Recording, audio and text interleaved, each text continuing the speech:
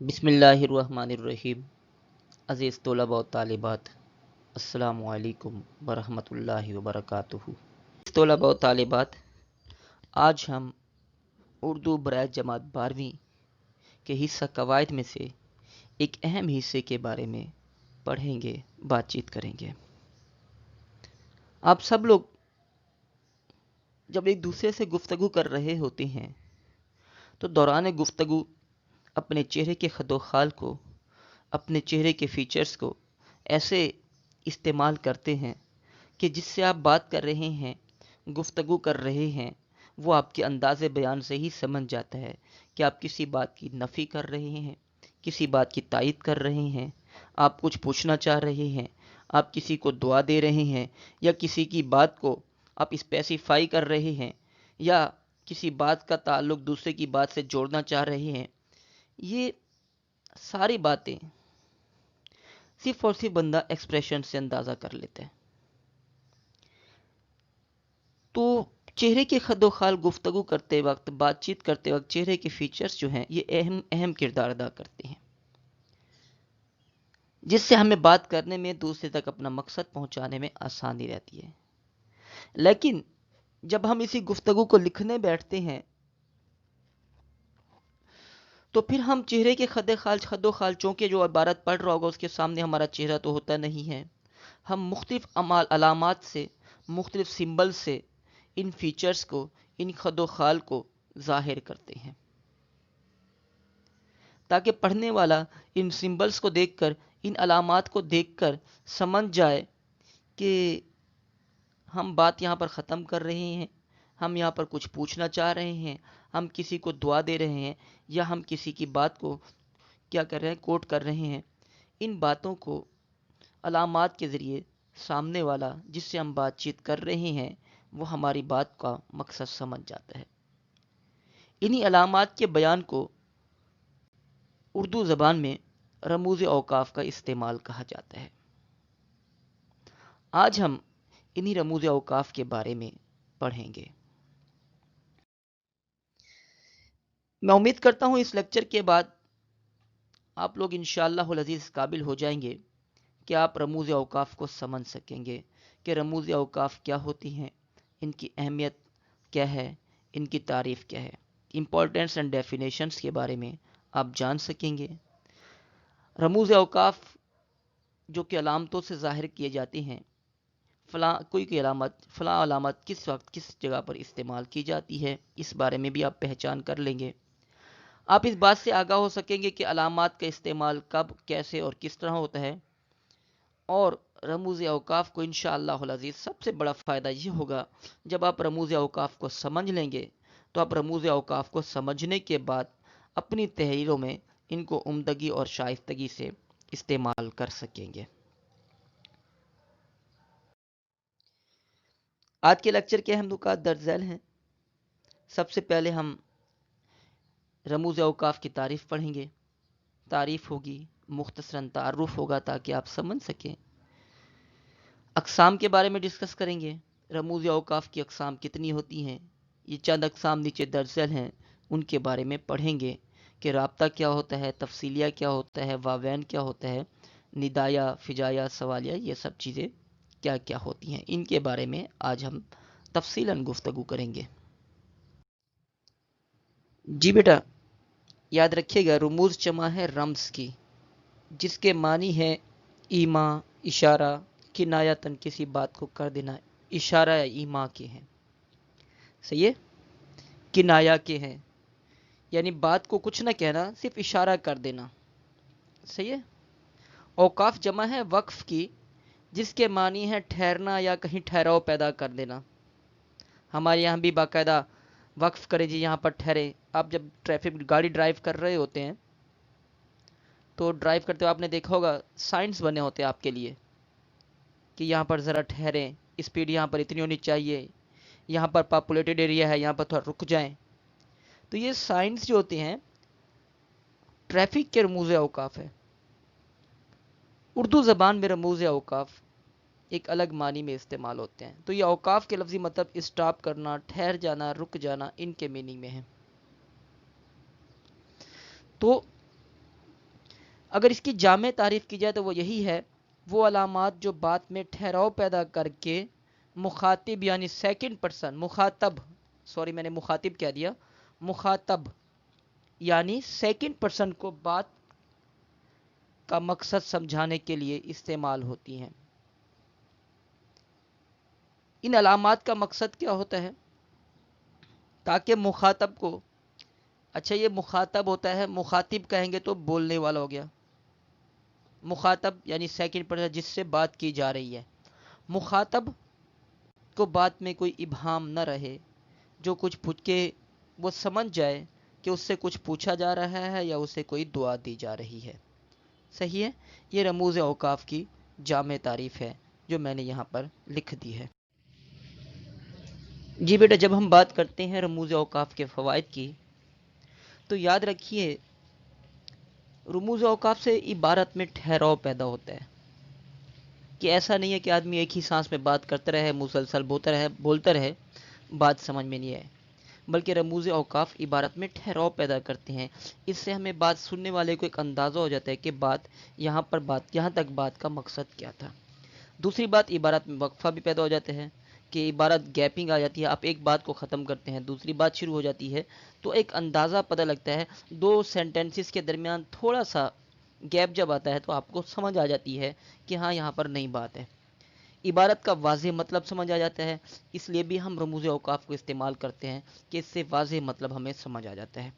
اور دوسرا، ہم اس کو کیوں استعمال کرتے ہیں، اس کا سب سے بڑا فائدہ یہ ہے کہ اگر ہم اس کو استعمال نہ کریں تو عبارت میں الجھاؤ پیدا ہو جاتا ہے، اور عبارت میں الجھاؤ جب پیدا ہوگا تو بسا اوقات سننے والے کے پر، جس کو ہم بات کچھ کہہ رہے ہیں یا جو ہمارا مخاطب ہے، وہ عبارت کو صحیح انداز میں سمجھ نہیں پاتا، وہ دیکھ نہیں پاتا کہ عبارت کا مقصد کیا ہے۔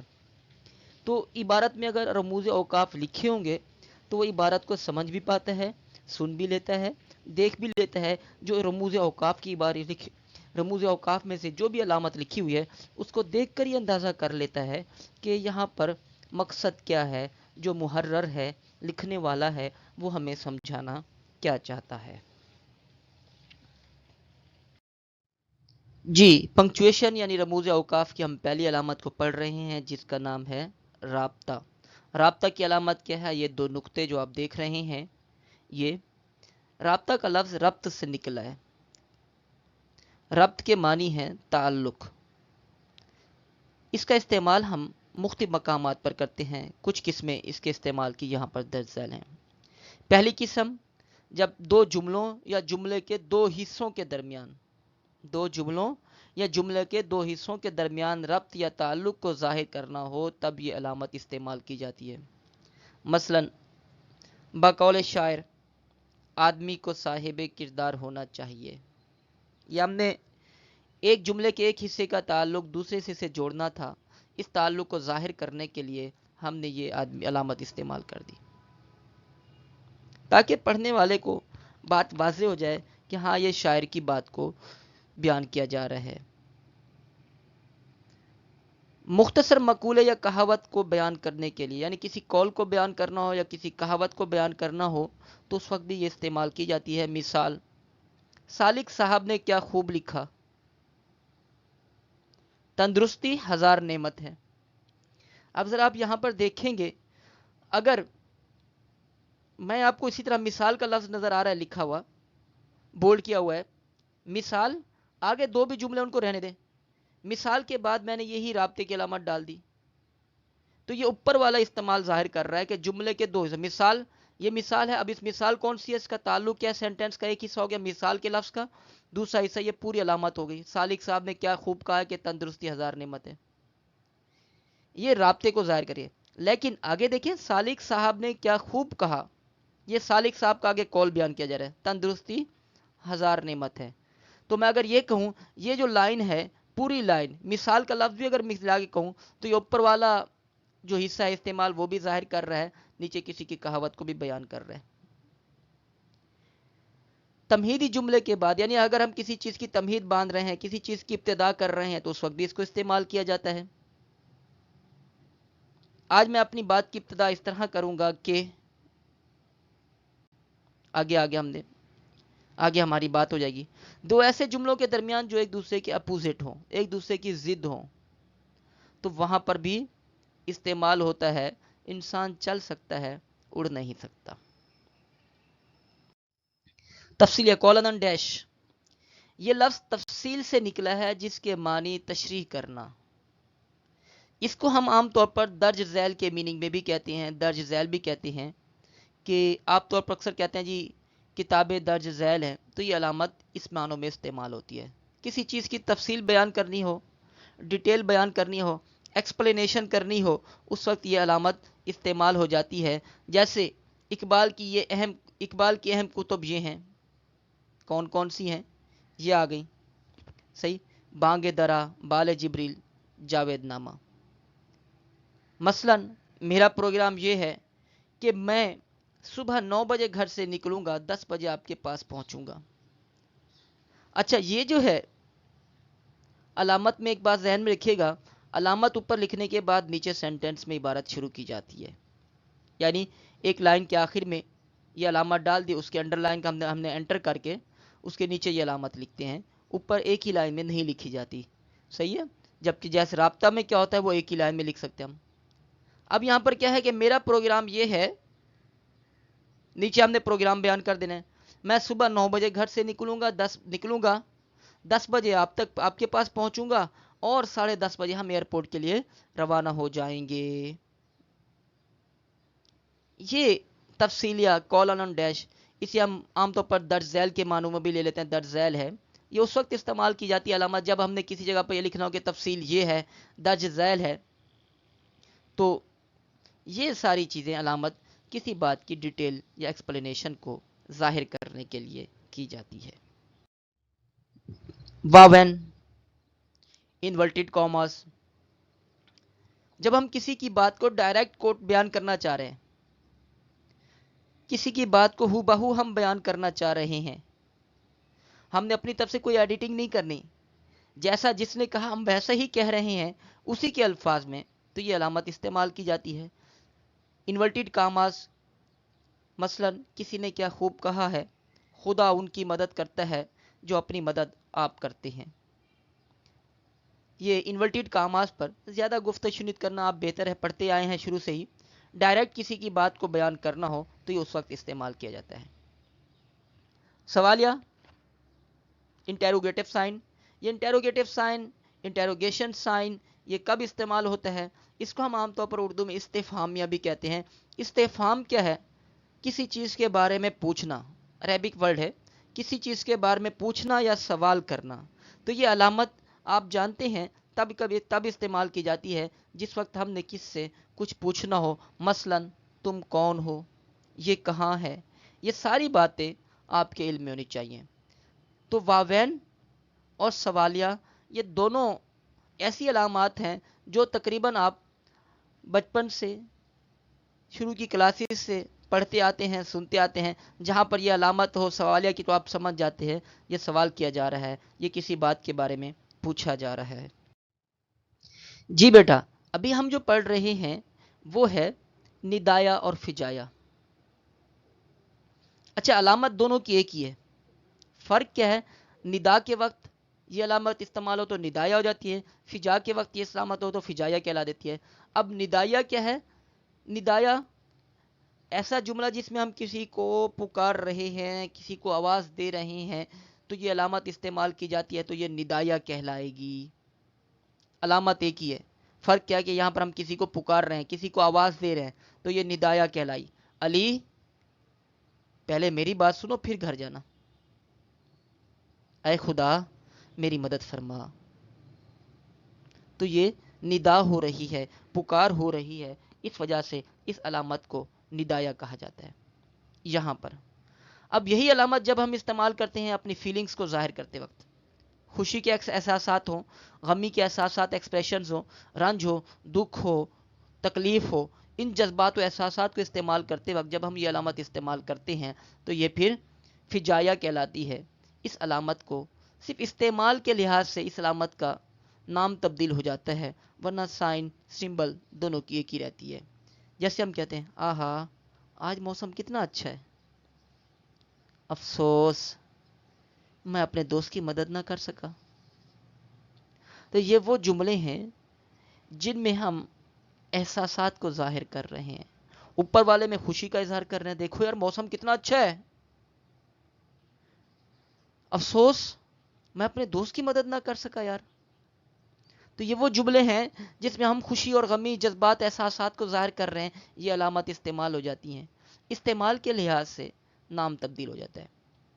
تو بیٹا یہ یاد رکھیے گا، علامات جو ہم ظاہر کرتے ہیں یہ رموز اوقاف یا پنکچویشن، اگر آپ نے ان کا استعمال صحیح طریقے سے سیکھ لیا تو زندگی بھر آگے پریکٹیکل لائف میں آپ اردو کے لیے کسی بھی اچھے اردو دان کی اردو جانچنی ہو، کسی کی بھی اردو کو دیکھنا ہو کہ کس پائے کا مصنف ہے، کس پائے کا اردو دان ہے، تو آپ صرف اس کی پنکچویشن کی علامات کو دیکھ لیں۔ اگر اس نے پنکچویشن کو صحیح استعمال کیا ہے، علامات کو صحیح استعمال کیا، رموز اوقاف کو اس نے صحیح دیکھا ہے، تو پھر اس کا مطلب ہے وہ اردو کو صحیح معنوں میں سمجھتا ہے، گرامر کے معاملے میں جانتے ہیں۔ بعض لوگ ہوتے ہیں بڑے قابل ہوتے ہیں، انتہائی اعلیٰ درجے کے خطیب ہوتے ہیں، خوش کلام ہوتے ہیں، ایک بہترین موٹیویٹر ہوتے ہیں، انسپائریٹر ہوتے ہیں، لیکن پرابلم کیا ہوتا ہے کہ گرامر کے معاملے میں وہ بالکل ڈل ہوتے ہیں۔ تو یہ چیزیں جو ہیں اگر کسی کی قابلیت صحیح معنوں میں جانچنی ہو تو ہمیں یہ دیکھا جا سکتا ہے کہ رموز اوقاف کس طرح استعمال کیے ہیں اس نے۔ اسی طرح جب آپ پیپر دیکھتے ہیں، اگر گرامر کے پورشن کو صحیح طرح ہم دیکھنا ہو تو ہم یہ دیکھتے ہیں کہ رموز اوقاف کو بچے نے کس طرح استعمال کیا ہے۔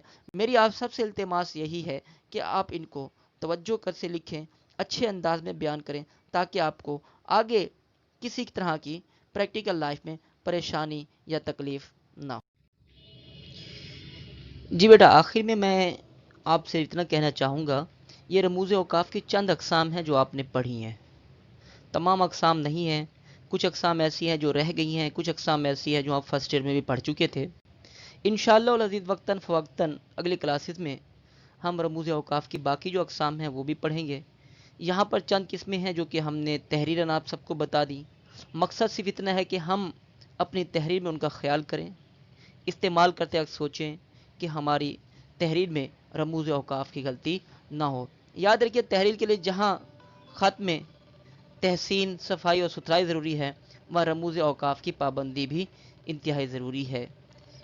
تو یہ رموز اوقاف سے ہی معلوم ہوتا ہے کہ ایک مصنف نے کس حد تک اپنی تحریر کو عمدہ اور شائستہ بنایا ہے، اس نے رموز اوقاف کو کس انداز میں استعمال کیا ہے۔ اسی بات سے ہی اندازہ ہو جاتا ہے کہ پڑھنے والا جو ہے وہ اندازہ کر لیتا ہے کہ جو مصنف ہے یا عبارت کا محرر ہے یعنی تحریر کرنے والا ہے، اس کا عبارت پر کس حد تک عبور ہے۔ تو انشاءاللہ العزیز میں امید کرتا ہوں آپ کو یہ چیز سمجھ میں آ گئی ہوگی۔ اگر آپ کے ذہن میں کسی قسم کا کوئی سوال ہو تو آپ مجھ سے واٹس ایپ پر پوچھ سکتے ہیں۔ اللہ تبارک و تعالی آپ کا حامی و ناصر ہو۔ السلام علیکم ورحمۃ اللہ وبرکاتہ۔